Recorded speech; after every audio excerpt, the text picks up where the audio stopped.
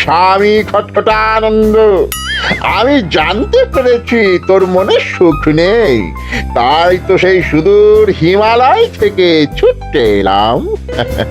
ও, আপনি কি করে জানলেন সাধু বাবা? ওরে পাগল ছেলের কথা শোনো, সন্তানের মনের কথা যদি জানতেই না পারি তাহলে কিসের তপস্যা আর কিসের ধ্যান।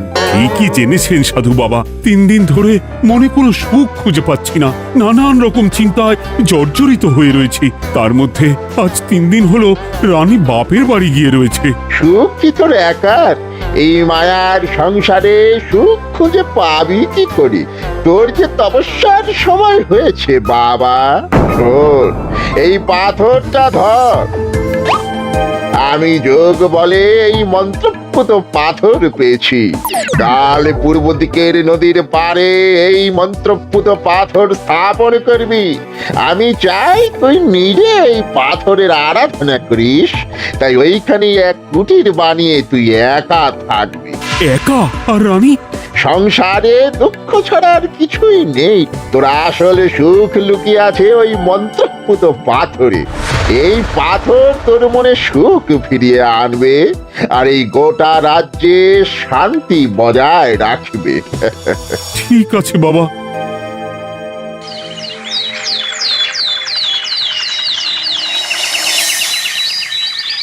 জয় বাবা খটখটানন্দের জয়।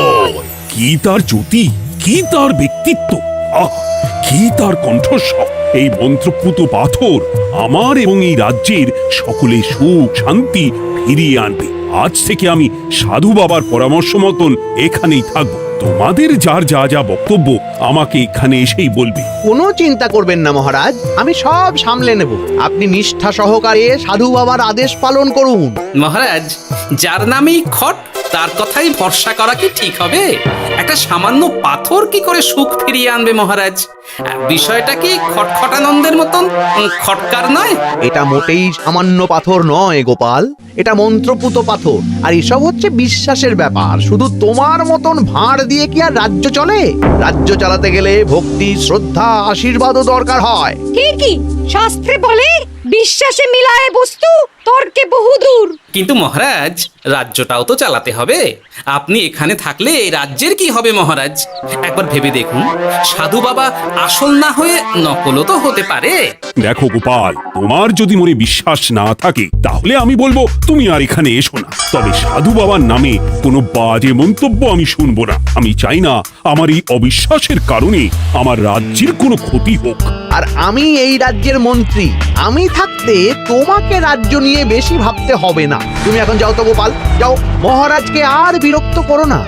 পাল না থাকলে এ রাজ্যের কিছুই এসে যাবে না। আমরা থাকতে নাকি ভাঁড় চালাবে রাজ্য? আচ্ছা, ঠিক আছে, দেখা যাক। তাহলে আসি মহারাজ। হ্যাঁ হ্যাঁ, এসো এসো।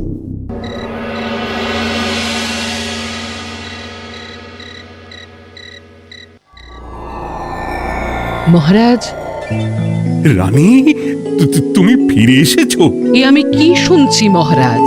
আপনি নাকি প্রাসাদে ফিরবেন না ঠিক করেছেন? হ্যাঁ রানী, তুমি ঠিকই শুনেছো। আমি আর প্রাসাদে ফিরবো না। আমি এখানে থেকে ওই মন্ত্রপুত পাথরের আরাধনা করব। কে না কে এসে আপনাকে বলল আর আপনি প্রাসাদ ছেড়ে এই কুটিরে থাকবেন? আপনার শরীর খারাপ করবে মহারাজ, আপনি ফিরে চলুন। কে না কে নয় রানী, স্বামী খটখটানন্দ খুব বড় সাধু। উনি যোগ বলে আমার দুঃখের কথা জানতে পেরে সেই হিমালয় থেকে ছুটে এসেছেন আমাকে ওই পাথর দিতে। তুমি আমায় ফিরতে জোর করো না রানী। আর আপনার রাজ্য, আপনার প্রজারা, তাদের কি হবে মহারাজ?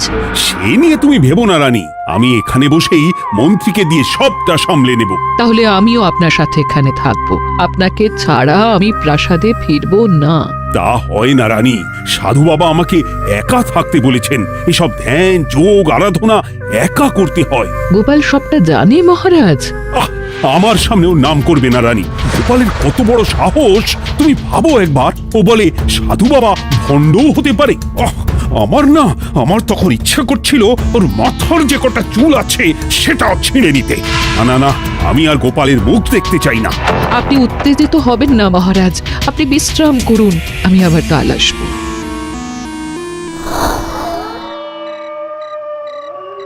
রাতের হাটেও সবজির যা দাম বেড়েছে, এরপর শুধু এক বেলা খেয়ে থাকতে হবে।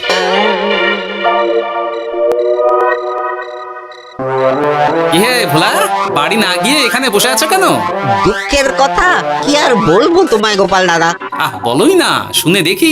সামনে বর্ষা আসছে, বাড়ির ছাদটাও মেরামত না করলেই নয়, কিন্তু আমার কাছে তো এখন এত টাকা নেই। তাই ওই গিন্নির সাথে পরামর্শ করে গেলাম মহারাজের কাছে সাহায্য চাইতে। থামলে কেন, পুরোটা বলো।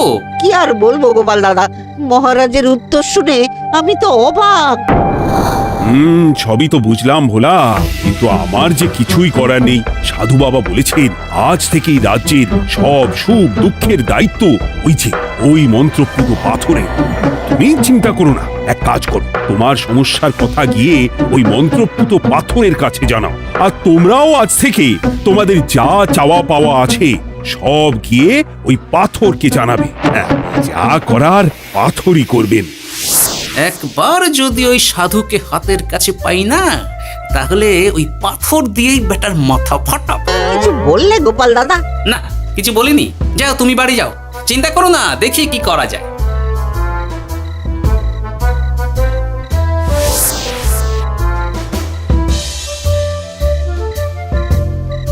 কি ব্যাপার, এত রাতে বটা ঘটা মন্ত্রীর বাড়িতে কি করছিল? কি বটা ঘটা, আজকে মন্ত্রী মশাইয়ের বাড়ি খাওয়া দাওয়া ছিল? খাওয়া ছাড়া কি অন্য কিছু আসে না তোমার মাথায়? চ চ চ, আমাদের অনেক কাজ আছে, চ। আরে এত তাড়া কিসের? বাবা, বটা ঘটার এত কি গুরুত্বপূর্ণ কাজ যে একেবারে ছুটে পালালো? না, ব্যাপারটা তো সুবিধের ঠেকছে না।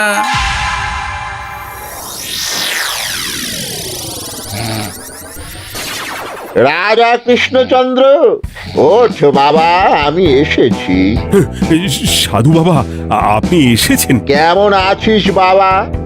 ভালো আছি বাবা, তবে মনে এখনো পুরোপুরি সুখ খুঁজে পাইনি। সুখ কি তোর একার? কি করে সুখ পাবি বাবা? এখনো তো তুই তোর সব আসক্তি থেকে মুক্ত হতে পারিসনি। আর কি কি করতে হবে আমায় বলে দিন বাবা। একটা কাজ বলবো, করতে পারবি? বলুন বাবা, আপনি যা বলবেন আমি তাই করব। এই রাজপাট তুই ছেড়ে দে, এসব থেকে নিজেকে মুক্ত করে তুই তোর সাধনায় মন দে, দেখবি তার ফল তুই পাবি। কিন্তু তাহলে রাজ্যের কি হবে? কে দেখবে সাধু বাবা? কেন, তোর মন্ত্রী, ওর থেকে ভালো লোক তুই আর পাবি না।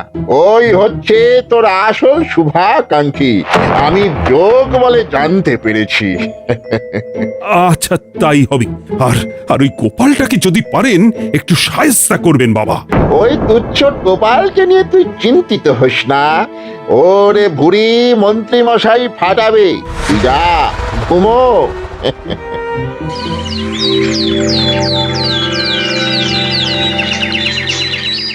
শোনো শোনো শোনো, আজ থেকে মহারাজ কৃষ্ণচন্দ্রের আদেশে এই রাজ্যের ভার এই রাজ্যের মন্ত্রীর।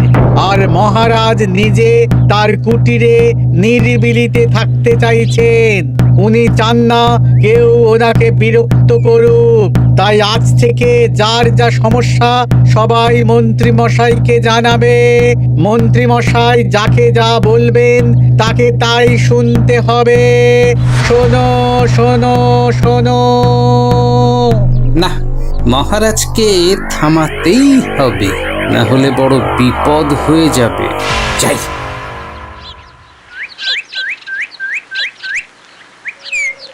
মহারাজ, এই ভুল আপনি করবেন না। মন্ত্রীর হাতে রাজ্যের ভার দিলে রাজ্যের সর্বনাশ হবে মহারাজ। দেখো গোপাল, আমি যেটা করেছি সেটা ঠিক বুঝেই করেছি। আমার সিদ্ধান্ত আর বদলাবে না। আর এই বিষয় নিয়ে আমি তোমার সাথে কথাই বলতে চাই না। মহারাজ, গ্রামবাসীরা আপনার এই সিদ্ধান্ত খুশি মনে মেনে নেয়নি। সবার কথা একবার ভেবে তারপর সিদ্ধান্ত নিন মহারাজ। একজন বাইরের লোকের কথায় কোনো সিদ্ধান্ত নেবেন না দয়া করে। গোপাল, তুমি যদি সাধু বাবার সিদ্ধান্তে প্রশ্ন তোলার চেষ্টা করো তাহলে আমি বাধ্য হব মন্ত্রীকে বলে এই রাজ্য থেকে তোমায় বিতাড়িত করতে। একজন সেই হিমালয় থেকে আমাদের উপকার করতে এলো আর তুমি তার বিরুদ্ধেই কথা বলছো। ছি ছি গোপাল, ছি। মজা, কি মজা! শুধু মুদ্রা, শুধু মোহর, যেদিকে তাকাবো শুধু সোনার মোহর আর সোনার মোহর। তুমি কি পাগল হয়ে গেলে? এখন হইনি গিন্নি, তবে এবার সত্যি সত্যি হয়ে যাব। এত সোনার মোহর একসাথে হাতে পেলে কেউ কি সুস্থ থাকতে পারে? আর বেশি দিন বাকি নেই যখন কৃষ্ণনগরের কোষাগারের মালিক হব আমি। আর মহারাজকে ছেড়ে দেবেন? চিন্তা নেই, মহারাজ কিছুই করতে পারবেন না। তিনি এখন সাধু বাবার আদেশে পাথরের আরাধনায় ব্যস্ত। আর প্রহরীরা, তারা কিছু বলবে না? প্রহরীরা তো এখন আমার গোলাম। মন্ত্রীমশাই আমরা এসেছি। ওই তো ওরা চলে এসেছে। ওরা কি করবে? ওরাই তো কোষাগার লুট করতে আমায় সাহায্য করবে। রাজ কোষাগার হবে শুধু আমার, আমার, আমার।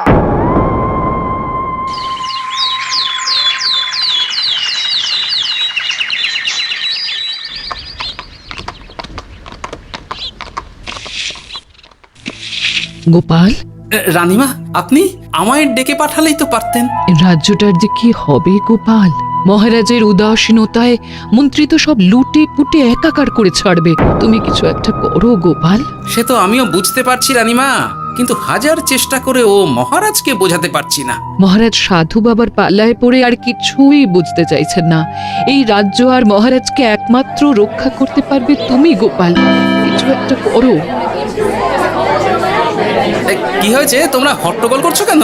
তুমি আর একটা বিহিত করো গোপাল দাদা, আমরা তো আর থাকতে পারছি না। তুমি এর এক বিহিত করো গোপাল। আচ্ছা, কি হয়েছে বলবে তো? মন্ত্রী মশাই সবার কাছ থেকে অগ্রিম কর চেয়েছে। সে প্রহরী পাঠিয়ে সবার বাড়ি বাড়ি বলে এসেছে দুদিনের মধ্যে অগ্রিম কর না দিলে সবাইকে ধরে কারাগারে ভরে দেবে। এতে তো আমরা কোনো সাহায্য পাচ্ছি না। তার উপর আবার এই জুলুম কি করে মেনে নেব বলো তো গোপাল দাদা? আমাদের বাঁচাও গোপাল দাদা, আমাদের বাঁচাও, না হলে এই মন্ত্রীর জুলুমে আমরা সবাই মারা যাব। হ্যাঁ গোপাল, তুমি পারবে। কিছু একটা করো গোপাল, এই রাজ্যটাকে বাঁচাও। না, আর নয়, এবার এর একটা বিহিত করতেই হবে। শোনো, তোমরা সব নিজের নিজের বাড়ি যাও, আমি দেখছি কি করা যায়। মন্ত্রী দুদিনের মধ্যে কর চাইছে কেন? ওর আসল উদ্দেশ্য কি? না, বিষয়টার খোঁজ নিতে হচ্ছে। পুটি, এই পুটি। গোপাল দাদু, তুমি? শোন, একটা কাজ আছে বুঝলি, বটা ঘটার উপর নজর রাখতে হবে। পারবি তো? হ্যাঁ হ্যাঁ দাদু, এটা আর কি এমন কাজ? এই তোর হাতে ওটা কি রে? ও এটা পুতুল, বাবা এনে দিয়েছে। পাথরটা খুব চেনা চেনা লাগছে, কোথায় যেন দেখেছি। কোথায়? রে, সাধু বাবার দেওয়া পাথর। আরে এটা একই পাথর মনে হচ্ছে। এই তোর বাবা এটা কোথায় পেয়েছে রে? তা তো জানি না, তবে শুনেছি পাশের গ্রামে। বাহ, পাথরগুলো দেখতে তো খুব সুন্দর। এই সব পাথর তোমার? আজ্ঞে হ্যাঁ, আমি এই পাথরের মূর্তি বানাই। এই পাথর কি তুমি বিক্রি করো? না না, শুধু পাথর তো বিক্রি করি না। এটা কি? ও ওটা আমি আমার সব পাথরের একটা চিহ্ন দিয়ে রাখি। এতে বোঝা যায় যে এই পাথরের মূর্তি আমার তৈরি। বাহ, চমৎকার কাজ করেছো। তোমাকে যে কি বলে ধন্যবাদ দেব তুমি জানো না। কৃষ্ণনগরের কত বড় উপকার তুমি করলে। গোপাল দাদু, ও গোপাল দাদু, গোপাল দাদু, গোপাল দাদু। কি ব্যাপার, এত সকাল সকাল? ভালো খবর এনেছিস মনে হচ্ছে। শুধু ভালো নয় দাদু, একেবারে গরম খবর। দাদু, রহস্য আমরা ফাঁস করে ফেলেছি দাদু। বলিস কি রে? শুনি শুনি। কাল রাতে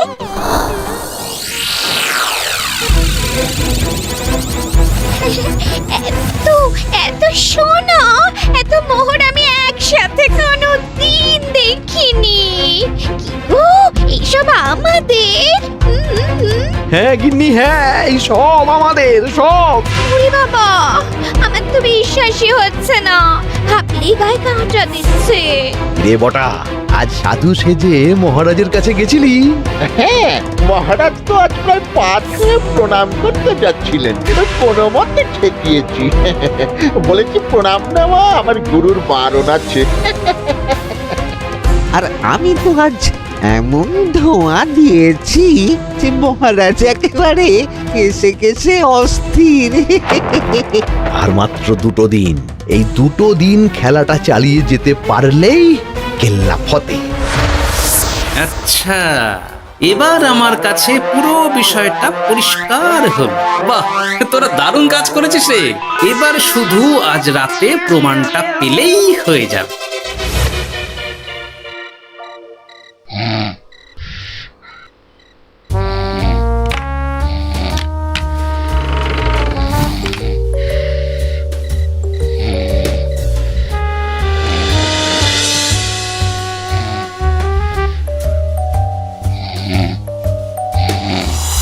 এই তো একে একে 2 মিলে যাচ্ছে। বাবা বাবা বাবা, এবার খেলা জমবে।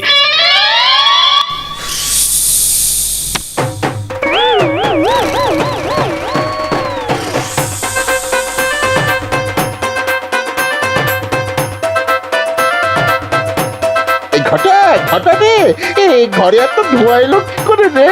সত্যি তো, এত ধোঁয়া এলো কি করে? ঘরে কি আগুন লাগলো নাকি রে? এই বটা, ওটা কি রে? হ্যাঁ, এ তো ভূত। আমরা তো কিছু করিনি। আমরা কিছু করিনি, বিশ্বাস করো ভূত দাদা, আমরা কিছুই করিনি। তোরা আমাদের পূর্বপুরুষের প্রস্তর খণ্ড নিয়ে এসেছিস। তোদের এত বড় সাহস, আজ আমরা তোদের ঘাড় মটকাবো। আমরা কোনো খণ্ডমণ্ড নিইনি ভূত দাদা। এই কথা, তুই কি ওনাদের কোনো খণ্ড এনেছিস? না না না না না, আমি তো অমন কিছু আনিনি। আমার মনে হয় ওই আপনাদের কোথাও একটা ভুল হচ্ছে। মহারাজকে ওই পাথর তোরা কোথা থেকে এনে দিয়েছিস? ওটাই আমাদের প্রস্তর খণ্ড, আমাদের 5 পুরুষের সম্পত্তি। ওটা তো আমরা পাশের গ্রামে এক মূর্তি কারিগরের থেকে চুরি করে এনেছি। আপনারা যান না, যান, ওই কারিগরের কাছে ওরকম অনেক পাথর আছে। আমাদের ওটাই চাই। ও বাবা, উনি আবার কে? আমাদের দাদু, 3য় পুরুষ। ও দাদু, এই ছুরি ভূত দাদু, ওটা আনতে গেলে না মন্ত্রীমশাই আমাদের খুব মারবে। খা, ওদের মুন্ডু চিবিয়ে খা। না না, ওরকম করবেন না দাদু ভূত, তাতে আমাদের খুব লাগবে। তাহলে বল, মন্ত্রীর আসল উদ্দেশ্য কি? 2 দিন পর ও কি করবে? 2 দিন পরে মন্ত্রীমশাই কোষাগার লুট করে রাজ্য থেকে পালাবেন। এবার আমাদের ছেড়ে দিন দাদু ভূত। তোদের ছাড়তে পারি একটাই শর্তে। বলুন বলুন।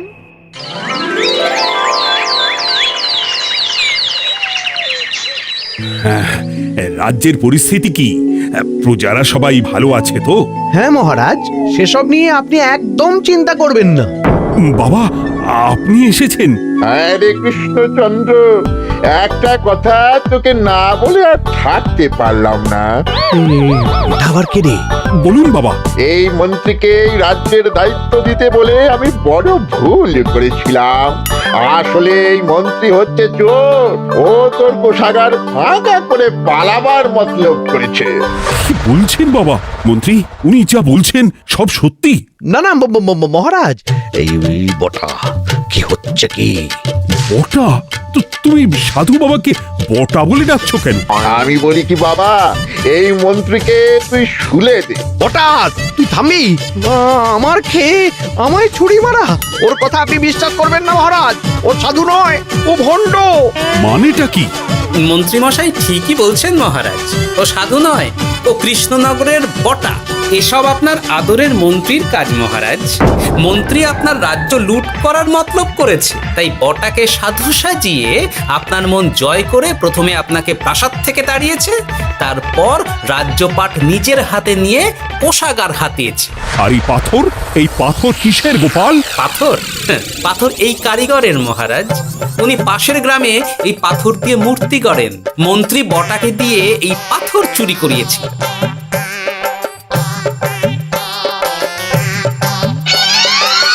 ওই পাথর আমার মহারাজ।